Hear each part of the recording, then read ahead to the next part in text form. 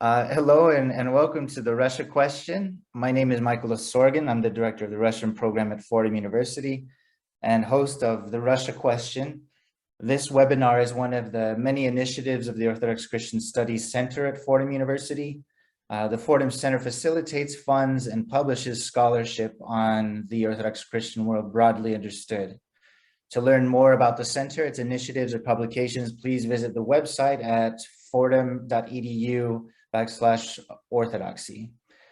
We would also encourage you to follow us on YouTube and to share this and other videos with anyone who might benefit from it.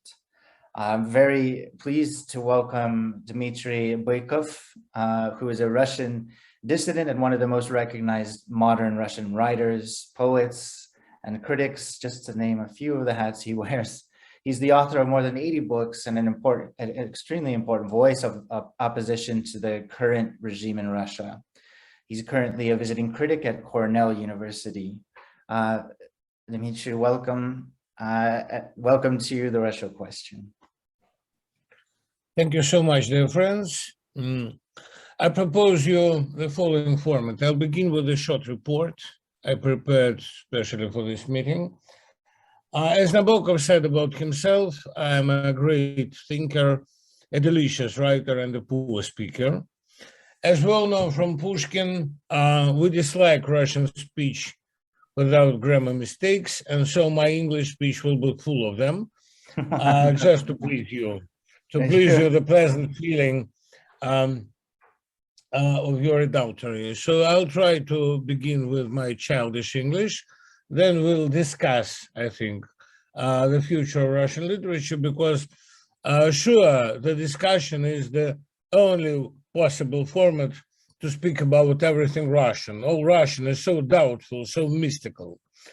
And then maybe we'll try to make some conclusions.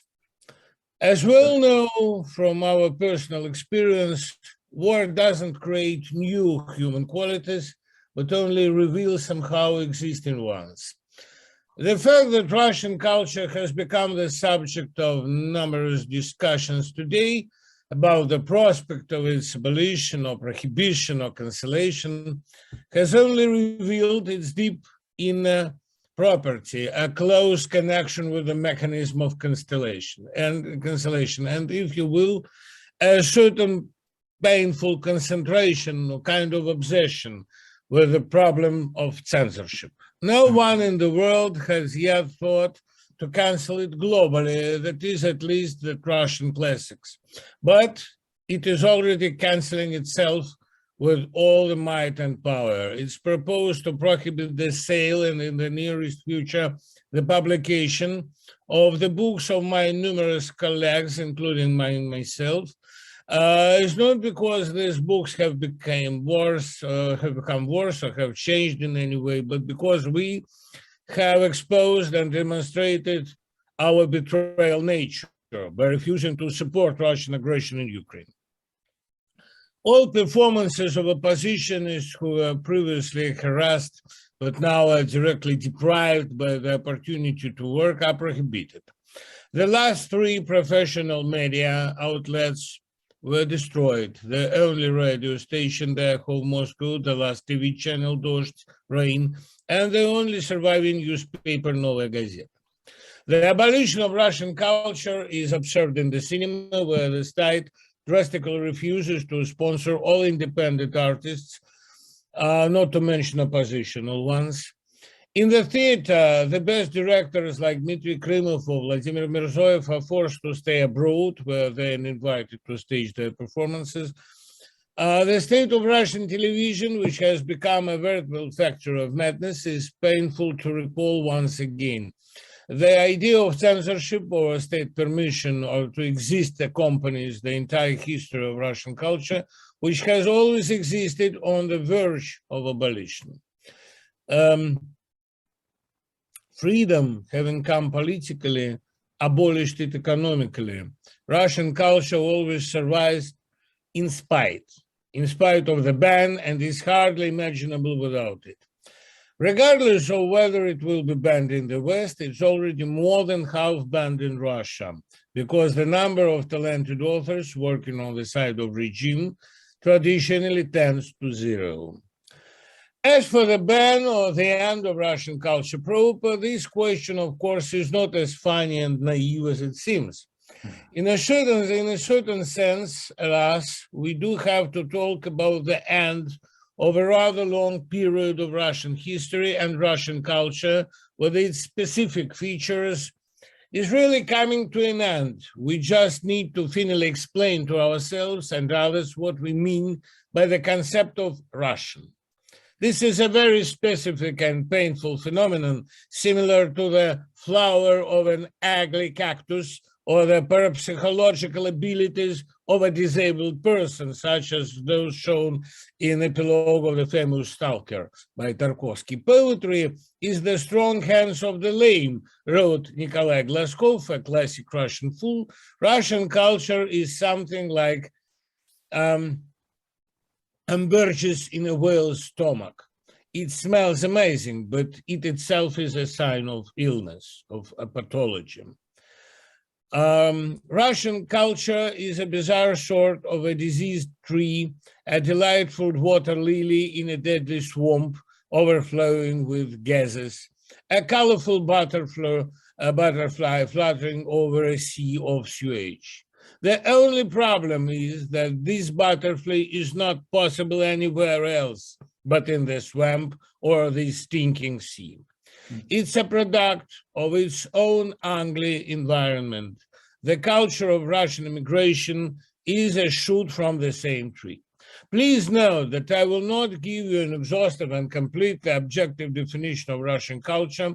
And now I'll try to give it just for free because I consider myself both a figure of it and a historian of it.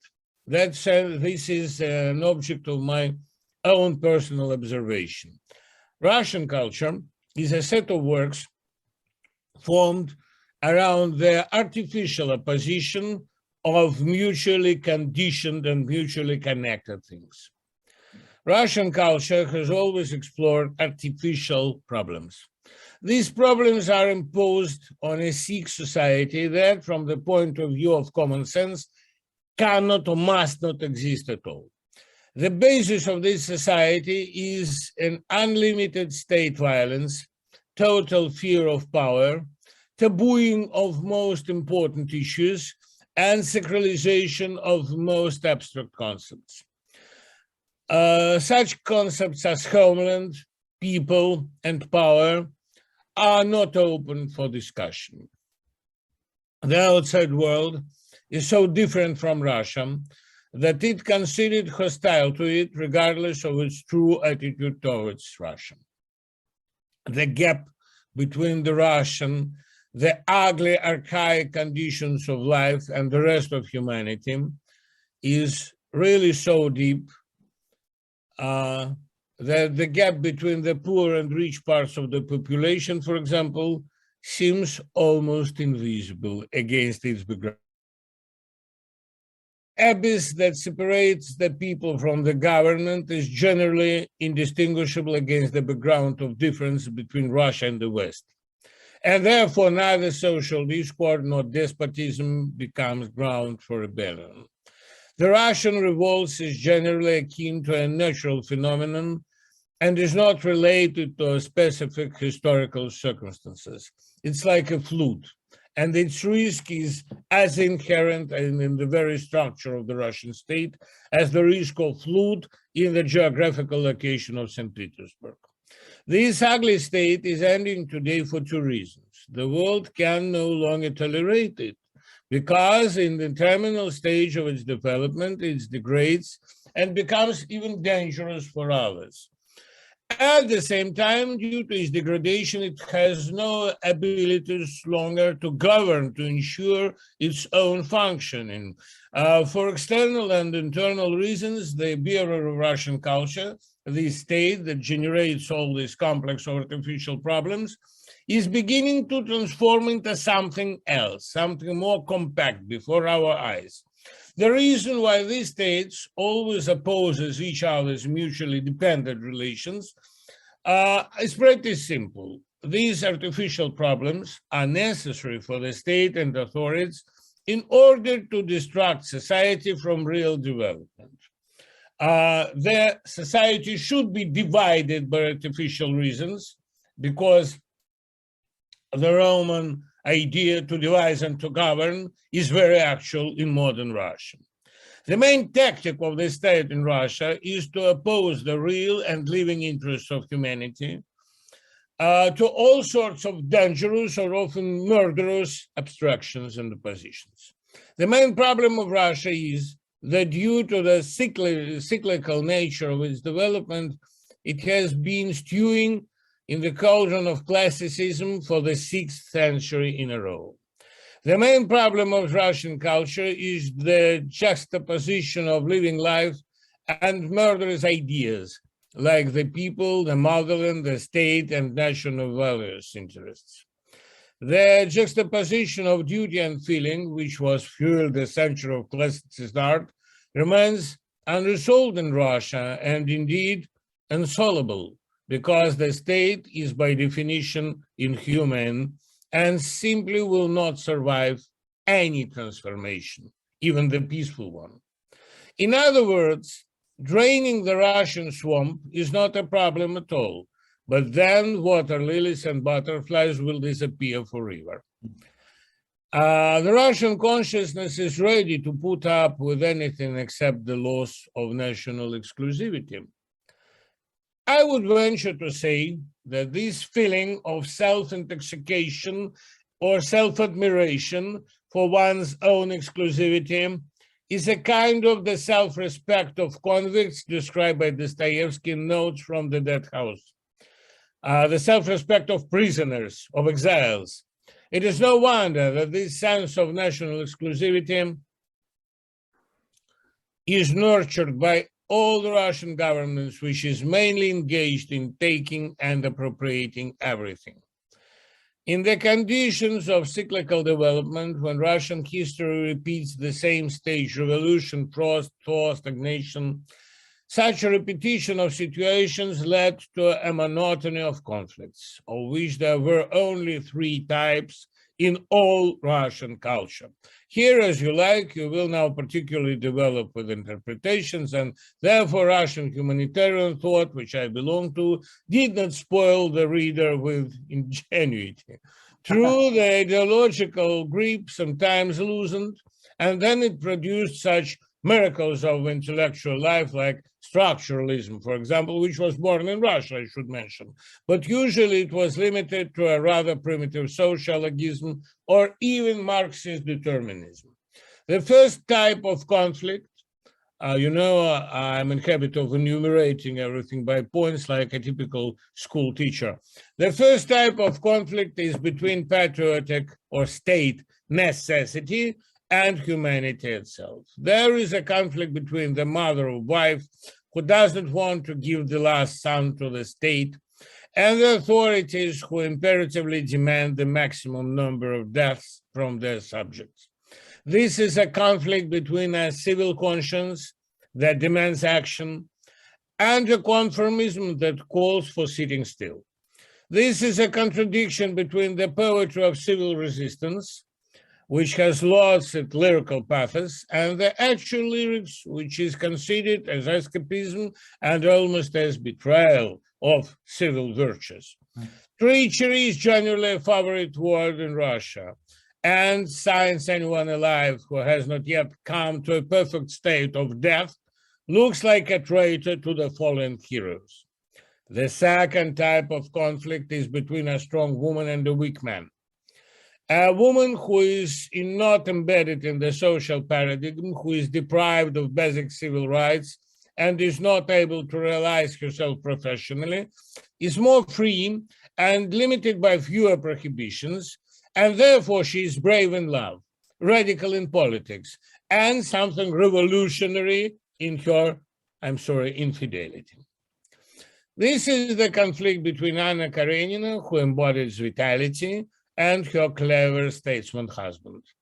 Such is the story of Natalia and Rudin in Turgenev's novel, the narrator and Ася in Turgenev's novel, Natasha Rostova and Prince Andrei, in whom in the future Karenin is guest, Russia and the patriot, because he has no right to change, and she changed her fence all the time and considers it a manifestation of the highest loyalty. She can, but we can't.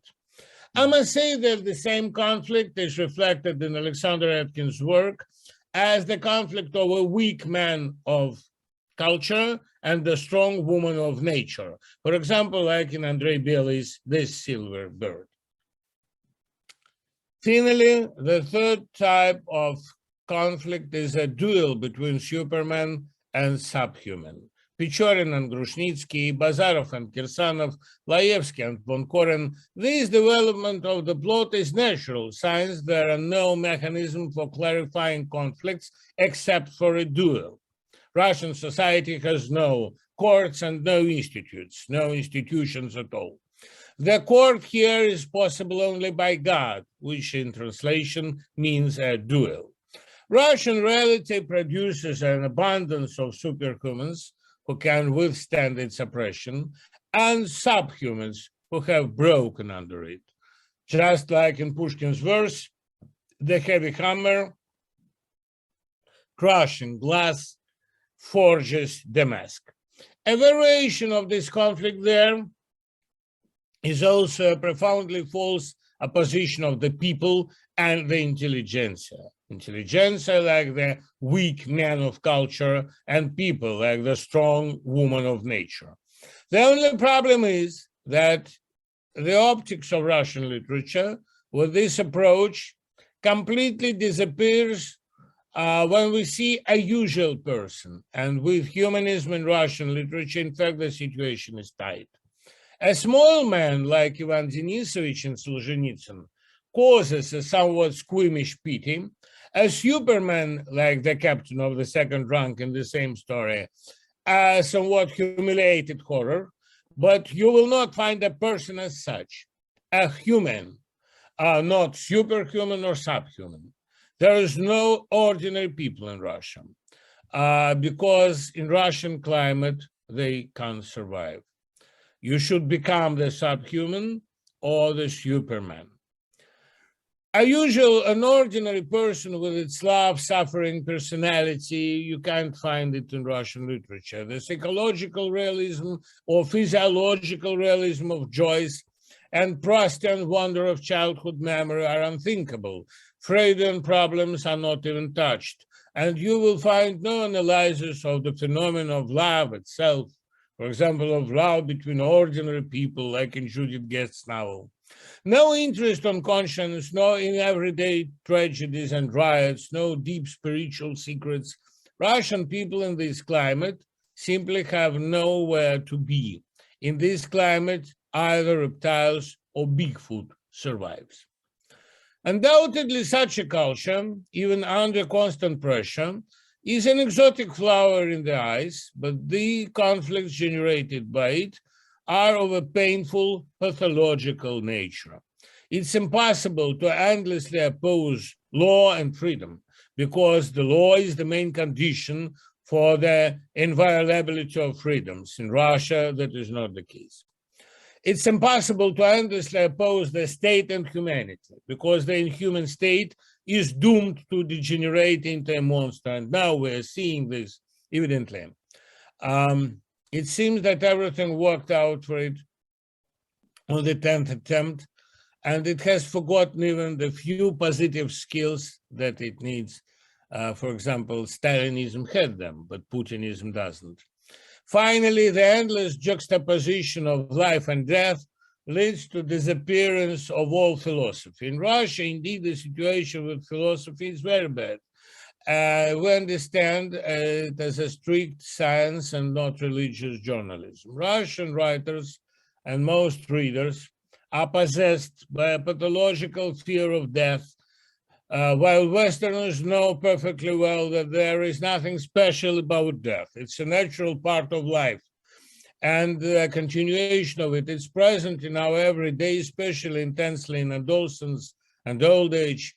And it is by no means the end of conscience, especially the end of love. But there is almost no metaphysical dimension in Russian literature. It's always looking for God, but does not see him directly. This is natural because you have to look at it either from a Russian prison, which almost all Russian novels are finished by, or from the Russian army, or from an institution of the Russian bureaucracy. In such places, God is invisible. It's extremely difficult to see the Lord in the darkness of Russian reality. And so Russian literature, most reminiscent Dickens without courts and charity, Thomas Mann without philosophy, and Maupassant without sex. To tell the truth, there would be no harm in abolishing such a culture.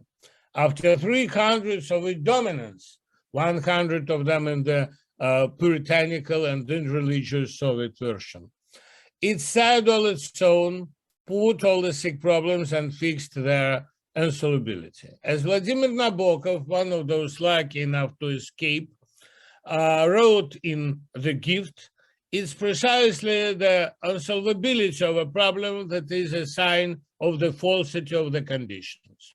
Russian literature always gives us before the problems that life poses, hence the impracticability of all the tasks of the Russian intelligentsia. It's naive today to make a claim to Russian intelligentsia or Russian culture. How did it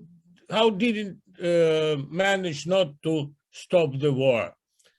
Yes, it's very simple. It's like breaking all your pets and telling your cat to plow a field.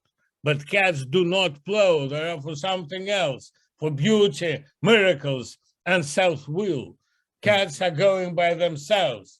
And sociology, law, elections, all the institutions that society has invented should plow. They don't work in Russia at all. They're abolished. Personally, I am used to living in conditions of cancellation because they tried to cancel me throughout all my literary biography. Being now 54 years old, I can't remember a month where I wasn't canceled. At first, I was dismissed as insufficiently liberal, then as insufficiently conservative. First, literature was declared a relic, and everyone was encouraged to enthusiastically welcome the market. And when the market was declared a relic, and everyone was encouraged to enthusiastically salute the dictatorship, I am also a kind of superflu. It is no wonder that in these conditions, I could never live on literary earnings, which I'm sincerely proud of. When any free press is banned in Russia and total censorship is introduced, I think these skills would be enough for me, even on the moon. There must be some kind of journalism or schools, conservatives, patriots, and so on. Otherwise, how do they survive there? I am rejected by all the political forces in Russia and by Westerners. Only the readers allowed me to feel at home in Russia and loyal to me. Fortunately, there are a lot of them even abroad when I'm also being transcribed and translated. Like Nabokov, I am considered an aberration from the Russian norm, and this inspires me with particular pride, not because I put style above everything else, the position of form and contact is also false, but because I'm not interested in the underground, which eventually became all Russian literature. Let those notes be read by the children of the dungeon. Children don't really belong to the dungeon. Children of the Dungeon is the second title of Korolenko's novel.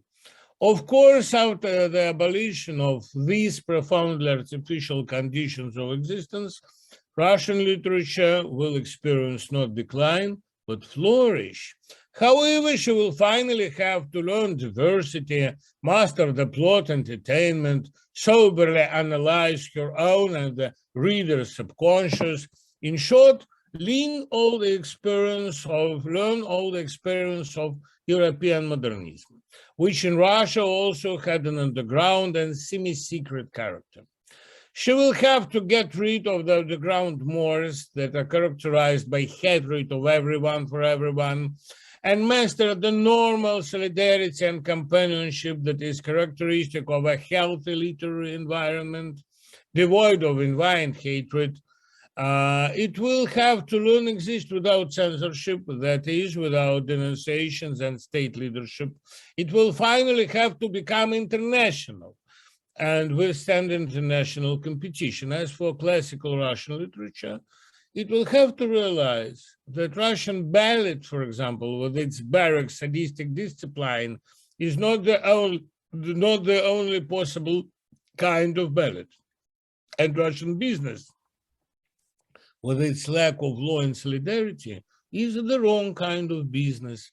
But in Russian literature and culture in general, there has always been a certain taste of museum work, archive culture, that is admiring for own archaism.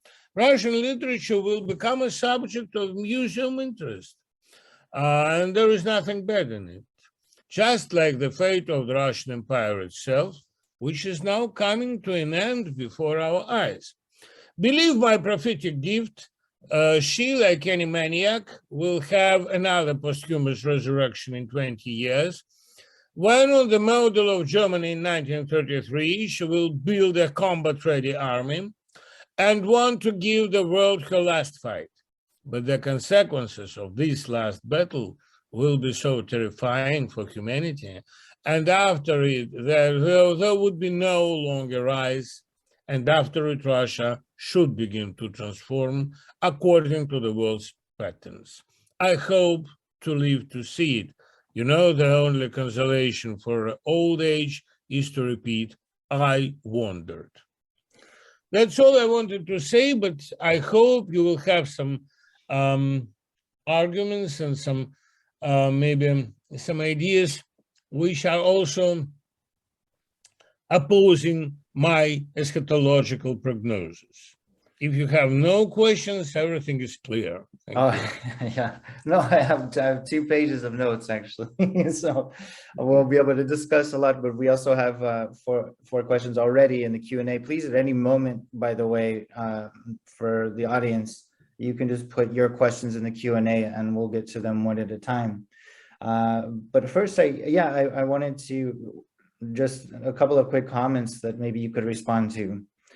One is Sharov's repetiции come to mind, right? Yeah, viewing sure. history, the history of Russia as a history of eschatology, right? And something that you said about the places where God is invisible is also pertinent to that work, where every character in that work practically is trying to arrange this rehearsal so that God will return to Russia, right?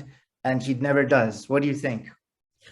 Well, you see, I was a good friend of Volodya Sharov, who was also the son of my favorite writer. And we had many public and non-public talks about this problem. We both thought that Russian history is cyclical, and so the main plot of it is repetition of the same circle. But maybe we had the different positions about the main plot of Russian history.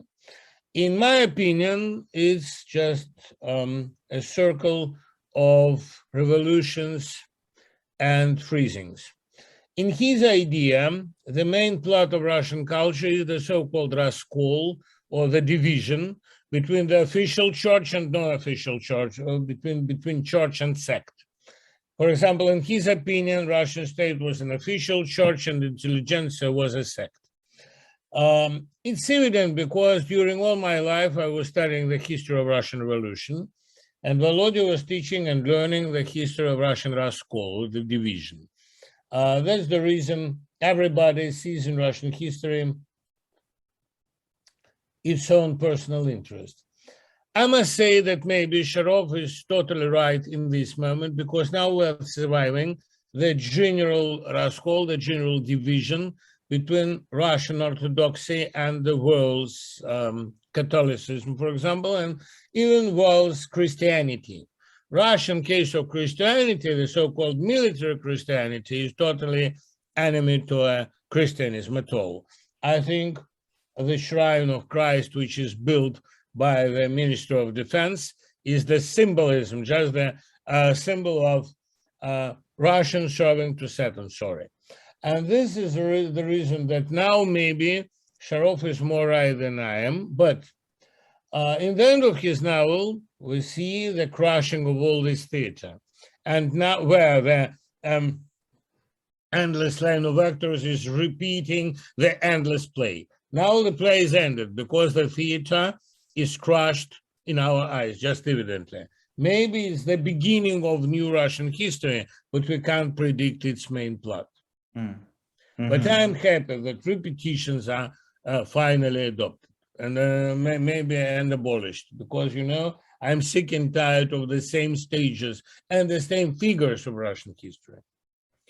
Well, that makes sense. You know, we titled our talk "Russian Culture After the War: Cancel or Rebirth," and as you were speaking, I was remembering some colleagues had a conference in Wisconsin. One of the things they discussed is that we might have to do away with the terms post-Soviet and after communism and replace them with before and after the war. Do you think that this is a useful distinction? Do you think that's a sign of a kind of different direction that Russia is taking, or is it more of a repetition in your opinion? Well, you see, the problem is that post-Soviet culture is the kind of Soviet culture without its level, without its, I think, without its adultery. You know, the Soviet culture was the culture of adults, and post-Soviet culture is just something for children, something childish, infantile. You can compare, for example, Boris Pilnyak and Andrei Belый. Boris Pilnyak was surely Belıy's student and his follower, but he was so innocent, and so pure in culture. He knew nothing. That's the reason that his novels are forgotten and Belый is still remembered. You know, the Silver Age was maybe a kind of parent for Russian futurism and for Soviet culture. But Soviet culture was such a pauper, it was so poor, so free of any restrictions, and sometimes it impressed, like, for example, Khlebnikov. But Khlebnikov is childish and crazy, and we must understand it. And Bloch, for example, was an adult person with a good level of reflection. So post-Soviet culture was a result of destroy, not of growth. It destroyed Soviet, complicated, maybe too complicated, overcomplicated culture of 70s. And we have got the culture of parody represented by Sorokin, and the culture of conspiracy represented by Pelevin, or a culture of stylization represented by Akunin, or maybe my poor attempts to continue Strugatsky's science fiction. We're just repeating Soviet highest achievements, but not overcome them. That's maybe a kind of self-critic I can allow to myself. You know, literature can't develop itself when there is no development of society. And Russian society didn't develop for 20 years at all. It was just staying in a traffic jam, a kind of heavy traffic where you can't move, where you just smell the gases of the machine and nothing more. That's the reason that there is no development of Russian ideas at all. And for example, such ideologists of this war, like Alexander Dugin, are just repeating the worst, the most foolish and restricted ideas of Slavophiles of 1840s, and nothing more. There is no continuation. So we are waiting for the new progress, for the new ideas, for a kind of new dawn of Russia. But we should wait 20 years, I'm sure, because for these 20 years, Russia will grow up the new leader, the typical fascist leader. He will begin the new world war, and only after it we'll see some future, if we have any future. You know, this humiliation which Russia survives now sometimes it drives me to panic because I can't predict the result. National humiliations are always dangerous in Russia because after a short and hysterical period of self-understanding, it begins to revenge. And this revenge would be the last. It will be the total repetition of German history in 30s. In 20s, Germany had a period of fruitful depression, and for example, of German expressionism, which was brilliant. But after it, all it was declared to be the art of degrade, and they began the new wave of totalitarian art. It was finished only by Soviet victory, and I'm sorry, but I don't see in modern world any force which can be compared with Soviet Empire, which could put the end of post-Soviet empire in Russia. Putin is sure that all the West is totally important. And looking at its politics in Ukraine, sometimes I can understand it. But let's hope that everything will be finished till the end of this year. But I'm not so optimistic. Yes, neither am My I. age, sorry. Right, no, with plenty of evidence to support your skepticism. And I'll have one more question, then we'll turn to our audiences. Really, I'm just wondering, I watched Navalny's documentary, the documentary about Navalny recently with a colleague, and we were wondering sort of what power does truth hold or have that is truth-telling within a dictatorship? I mean, is it, when you say 20 years, what happens to truth's power, or does it retain its power under violence? You see, this question is really difficult for me personally because I'm a good friend of Navalny. But after this short report or a parody on a report, I must say that this is also a classical Russian plot or a classical Russian conflict between the weak man of culture and the strong woman of nature. This conflict is inner in Navalny's case. This conflict we have in his brains.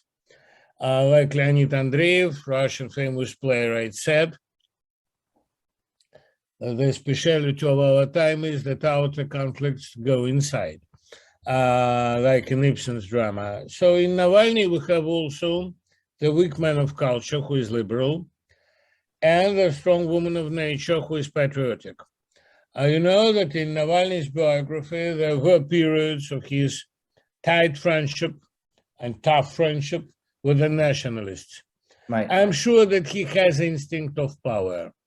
I'm also quite sure, I understand it very well, that in New Russia, after the short period of humiliation and self-criticism,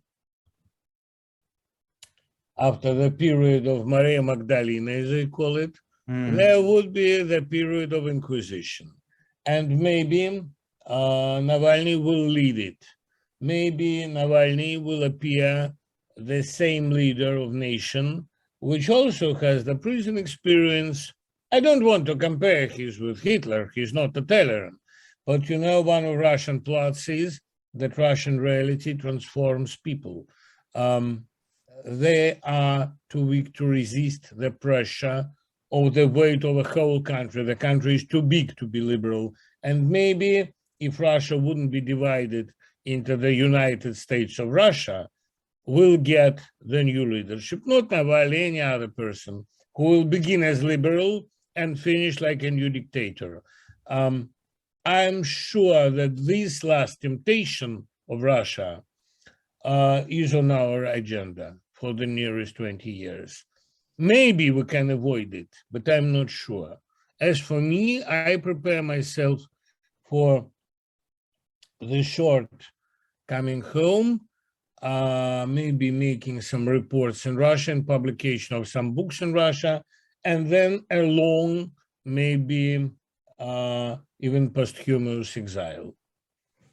Is that something you? That's my program. Yeah, yes. That's the reason I try to find any concrete job in Portland, State Oregon, not in Moscow.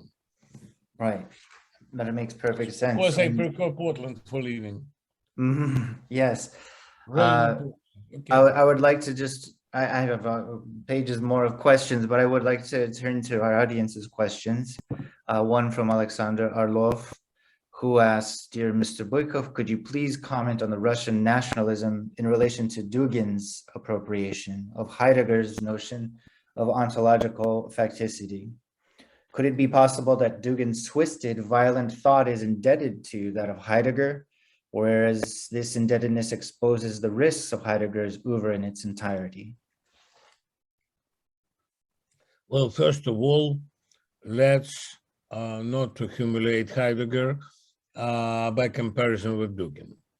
Heidegger was a poor philosopher, sure. It's proved by many serious explorations.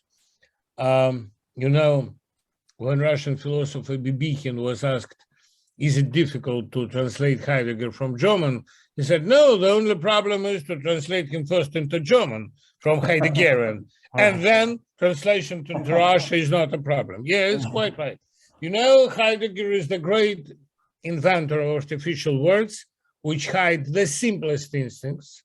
And his philosophy is criticized by a professional philosopher with the full foundations. But Heidegger was also a thinker. Heidegger had some ideas. Dugin has nothing. Dugin is the younger pupil of the so-called Yusian circle, the circle of Yusiansky Pereulok, the circle of Yuri Mamleev, who was a great writer and not a thinker at all. Mamleev was a trickster, a very man person. I liked to talk to him. It always was very funny. It was a parody on philosophy, but some of his followers took him seriously, like Golovin, for example, with all his experiments with poisons and drugs, or like Dugin with his experiments with Russian nationalism, was also a kind of poison or drug. Dugin was reading for a long time René Guénon and Julius Evola. He was very fond of them. He says that he is the follower of conservative tradition of the so-called sunny line in philosophy in opposition with the lunar or moony line of Christianity. He says that he is the continuator of giants, of the epoch of giants, of titans, and so on. In the foundation, in the fund of this mythology, we can see the usual Russian fear for death. He says that Russian has no habit of living, and that's the reason they want to reach death as soon as possible and to help the world to come into this perfect situation of death. You know, death is really perfection because there can be no development after it. He claims his famous yes, death, because in life he is totally weak and totally forceless. He has no idea of living and no idea of aim of living, for example. You know that Christianity is always ready for death, but it doesn't call the death. Yes, we're ready to die, but you don't want to die immediately. We want to live in Christian way, not to die in Christian way. For example, Vladimir Solovyov, the real Vladimir Solovyov, not the political provocator of Russian TV, philosopher Vladimir Solovyov, in the question of Anketa, how would you like to die? He said, in Christian way, but not too soon.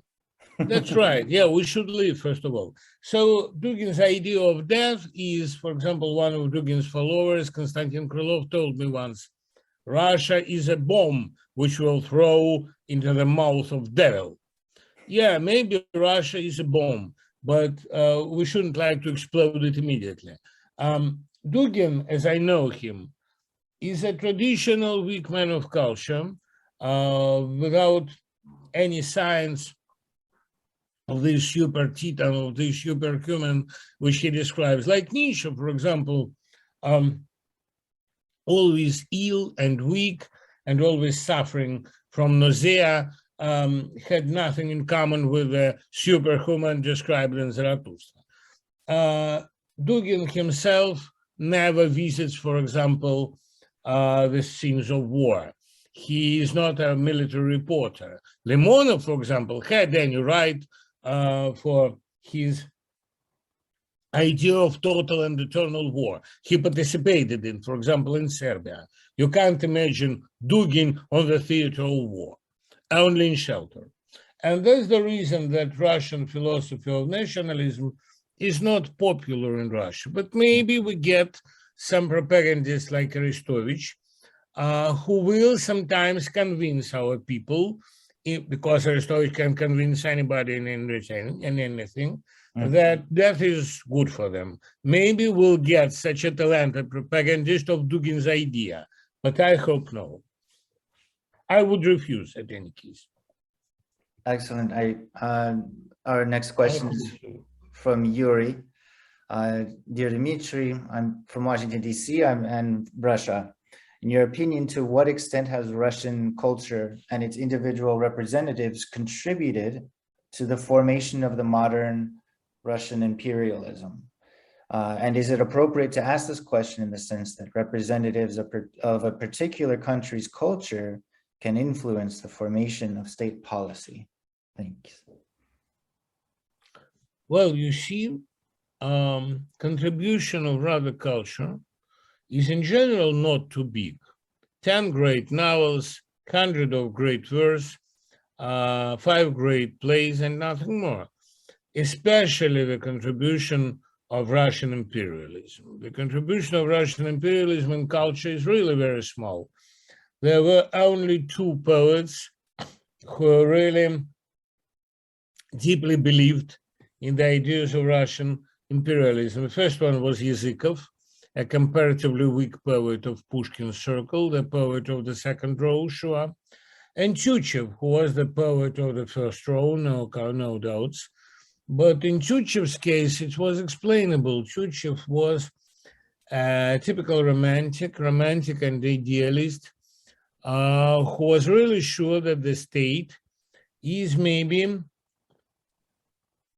the image of paradise on earth. And so the Tsar should be representative of the God, of Lord. And that's the reason he always criticized Russian Tsars, Russian monarchy, but from the right, not from the left. They were not Tsars enough. Their power was not sufficient. They should be gods, not the politicians. And that's the reason Tyutchev, who was always so unhappy in love, was such a tragic figure. All his wives died before him because he was a kind of monster who tortured them. And that's the reason alone someone said Tyutchev is just the follower of idea of Russian imperialism.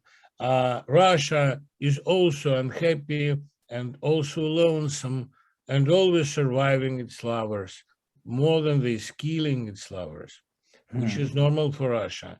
And everybody kills the things he loves, as we know from Wilde.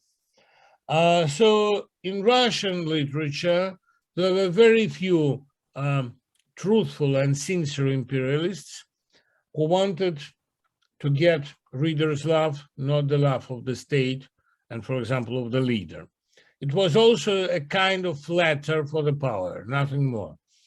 Maybe in Russian literature, there were very few talented nationalists like Yuri Kuznetsov, for example, surely a great poet, but a poet without any education, without any sense. And more than this, his end was terrible. It was a kind of alcoholic syndrome, because, you know, when you have no education and have great ideas of imperial, it leads you to alcoholism imperatively. I can't explain this. I know it only empirically. I was always afraid of such fate. You see, even in the USA, you sure have some racists, but no great authors among them. Maybe because racism is inhuman, like Russian imperial conscience inhuman, and very far from the art. It's the art of propaganda, and it kills you. For example, you can compare the early verse of Yuna Moritz, one of Putin's, and her later poems written in this strange state of madness, typical madness, or the repetition of the same phrases with some manias and so on. That's the maybe that's the spectacular of total degradation. Very, very sad one. Okay, our next question is from Pyotr Shubayev, who was very helpful in arranging our meeting. So thank you, Pyotr, in first place. He asks, are there other emotional reasons for what happened in Russia on February 24th? By that he means the emotional state of Russian people, some kind of internal aggression inside Russian souls that is stored there for years. Well, for my school habits of classification of everything, I can enumerate 3 points of this emotional state. There are 3 kinds of behavior. The first one is ignorance. Those who don't want to see evident things. They say that, for example, the nightmare of Bucha is just a performance of Ukrainian propaganda. They say that the tragedy of Gostomel and of Kiev and Kharkov, they say everything is not so clear, everything is not so evident, you should understand both sides. For example, yesterday, when we were grieving about Odessa, 8 years passed from the tragedy of Odessa, the House of Trade Unions, we remember that most of people say both sides are guilty. But you know that we know that that was Russian provocation, and it was organized by Russians only to make it the eternal fault, eternal guilt of Maidan. But we know that it was begun by anti-Maidan in Odessa, and generally by the people who are not natives for Odessa, who came from Kharkov or from Donetsk. So the first category of people doesn't want to know. The second one, Putin's followers, about 5 or 3, even 3% of society, they want to destroy Ukraine totally, and they are sure they can do it. That's Russian imperialists, even more radical than Soviet patriots. There are very few. Like, for example, Turovskaya said, Maya Turovskaya, the famous historian of fascism, I was interviewing her 3 years ago, she was 93. She is the author of screenplay Ordinary Fascism by Mikhail Rom, and she said, we were sure that after Soviet power, we will get the Russian nationalism, which would survive the Soviet power, but it is dead. It's the kind of resurrection of zombie and rehabilitation of zombie. That's the right of death. Maybe she was right. There is no living ideas. All those ideas are buried 100 years ago. There's the idea that Z, zombie, is the symbol of the separation. The third category of people is exiles and those who are ready for exile. It's not necessary to leave the country to become an immigrant. They are inner immigrants. They want to survive under this total pressure, the pressure not only of power, but of majority, I must say. For example, Stalin said once, who can oppose the weight of such a giant country? Really, the country is giant. And this weight is pressing and crushing. So the position of inner immigrants is maybe natural for 12 or 15% of population. Others are still waiting because they never participate in the life of the state. They're just spectators in the theater of Russian history, of this 4-acted drama. And maybe there are 80 or 75% of people who have no personal opinion, who have no foreign passports, who have never been abroad, who have no idea of Russian culture and so on, they are sleeping. And for example, Boris Strugatsky said in one of his last novels, God save us after they awake. It reminds me of a conversation I heard with Masha Gessen, where she was asked, what do Russians think about Putin? You mentioned 30 to 35%, if I heard you correctly, but she said, well, it's very difficult, of course, not just because it's under a dictatorship and people aren't going to necessarily answer honestly, but because there are those people who are asleep, who have not learned to think for themselves, but rather have accepted truth as it's handed down from them, say from state television. So you can't discover really what they think because they're not thinking. What do you think? Yes, you never can discover. You know, Masha Gessen is maybe one of the smartest persons I know, and one of the most sober ones. That's the reason she has no illusions about the future Russian population. You know, the first is maybe the most evident consequences of Putin's regime would be the long depression, because, you know, the drug addicts, when they're cured, they also have the long depression. They're very addictive for any positive information, and there is no time for positive information for nearest 5 years. Great. I hope so. We might not get to all of our questions, but I'm happy to see a full Q&A. Let's see, Eliana asks, are Arestovich and Navalny the same type of persons, aren't they? Well, not so strictly. You know, Arestovich is a trickster, a talented propagandist. Navalny is a typical chief, the chief of people, the chief of nation, prospectively. I'm not sure that Arestovich, for example, would be back to Moscow in such situation like Navalny was. Maybe he would be more careful about himself. Sure, Arestovich is more educated. His reaction is quicker. Arestovich is an artist.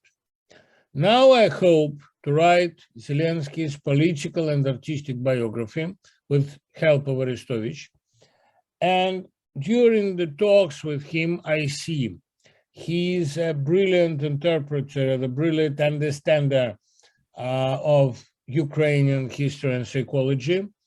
But when Ukraine will construct the new state after the war, Arestovich would be banned, I'm sure, because he's not as positive as is demanded from the leaders. By the way, Arestovich would be the great advisor for Navalny in crisis, but maybe he would be the first oppositioner after Navalny wins. Sure, I would like to be Arestovich's advisor, not Navalny's, but I like Navalny, I like his family, his children, his program, and I hope he will be cheap. I would prefer to watch it from far distance. Makes sense. I hope so. I'm glad that you have to be able to I hope so, yeah. Have this conversation for the moment. Dmitry, do you see the Russian, Evelyn asks, do you see the Russian culture decolonizing itself from elements it has absorbed from neighboring countries it had taken over throughout the history anytime soon, particularly recognizing the influence and heritage of different ethnicities, etc.? I had a similar question. The great question. You see, that's the topic of my explorations for a long time, the mechanism of adoption of Western culture in Russia. Russia takes Western form and fulfills it with national content. Like, for example, the Western delicious glove filled with Russian giant fist. Let's look, for example, at Tolstoy. You know that any of Russian great writers has a prototype in Western, mostly in European culture, like Dickens in Dostoevsky's case, Goethe in Lermontov's case, Byron in Pushkin, and so on. I like to ask my pupils, even in the USA, the most mystical question. Tolstoy began to write War and Peace in 1856, after the first Decembrists were being back. It begins with the return of Decembrist Peter and his wife Natasha from Siberia. All his family, all their past is already invented. But he begins to write the novel only in 1963. What happened then? The two typical answers are, it was the 50th anniversary of Napoleon's war. But you know, in Tsar's Russia, anniversaries were not so significant like in Putin's, where it wasn't a period of total celebration of the past. The second answer is that he married. But if all Russian writers after marriage would begin to write great novels, we'd have a great literature. Most of Russian writers were married, but War and Peace is the single national novel. So the explanation is very simple. In 1862, he read Victor Hugo's The Miserables, because in this novel, in the form of free novel, he could see the great type of new philosophical prose with a complicated plot, many different plots, with author's monologues, with author's position declared many times, and with the maps of great fights included into the novel. The novel of a complicated genre, the novel of the new type. And that was decision for him. He took this form, but mind the content, because the main idea of Hugo is the man's will, the man's belief is the main aim of history. All the history happens for the religious conscience of a man, of Jean Valjean in this case. In Tolstoy's case, moral is quite opposite. All the man's wills unwillingly create the way of history, which we can't control and can't predict. A man is nothing, history is everything. The part of man in history goes to zero, trends to zero. And any person who wants to play a role in history is a monster like Napoleon. So this total destroyer of Napoleon's figure is also, I must say, a very strange idea of Russian historiography. Napoleon was great, nevertheless, but in Russia, he's always restricted. He's always understood like a fat fool, described by Tolstoy, with a great self-adoration and practically absence of humanity. You know, it was wrong. So Tolstoy's novel is a typical reflection of European form with Russian content. The same situation we have practically with all novels by Dickens, who believed in humanity, in empathy, in charity, but Dostoevsky never believes deeply. And more than this, he has maybe the only consolation that he can believe in prison, but prison is the normal place for the man in Russia, not in Dickens's novel, because, for example, in Little Dorrit, we say that prison is the kind of perversion of social society, of human society. In Dostoevsky, it's norm. And he says that prison for me was only a school of real life, in the reflections from the Dead House.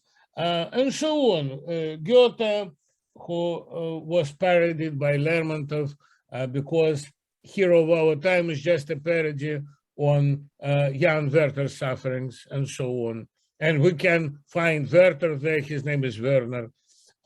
Pushkin is a parody on Byron, on Don Juan, and so on. So Russian literature is the dark reflection, the black shadow of European values. Wonderfully put. It doesn't mean that Russian literature is worse. No, it's great, but it's a dark joke, a dark parody on European belief. It seems like Dostoevsky's definition of man in Notes from House of the Dead fits our conversation well. If you recall, He says that sure. is the being who can adapt to anything. Right? Right? The most depressive definition of man is given by Dostoevsky. He said, man is a creature which can get habit to everything. Yes, can Which, adapt to it. yeah, the He's mechanism of habituated. adaptation to everything.